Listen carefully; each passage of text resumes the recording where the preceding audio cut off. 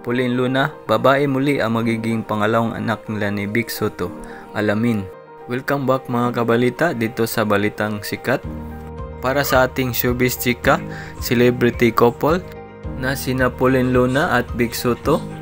Kinumpirma ng celebrity couple na magiging babae ang kanilang pangalawang anak sa pamamagitan ng pag-post ng kanilang photo at video sa kanilang social media.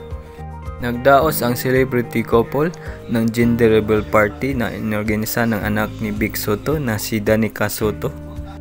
Ayon sa kanilang social media, masayang ipinagdiriwang ang gender reveal party na dinaluhan ng kanilang mga pamilya at malalapit na kaibigan at ilang mga showbiz personality.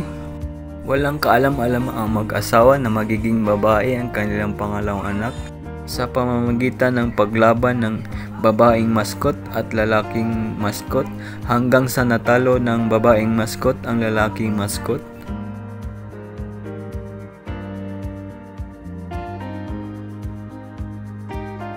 Tuwang-tuwa naman si Vic Soto nang malaman niya na magiging babae ang kanilang pangalawang anak.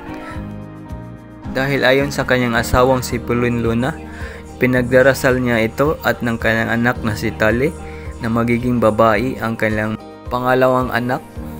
Pakinggan natin mga kabalita ang nagiging pahayag ni Pauline Luna. Girl talaga. Sila ni Tali. Malakas sila magdasal. Panoorin natin mga kabalita ang ilan sa mga eksena sa kanilang gender reveal party. Yan lamang po mga kabalita para sa mga latest updates sa showbiz chika dito sa Balitang Sikat. Huwag kalimutan mag-subscribe, mag-like, mag-comment at i-share ang video na to.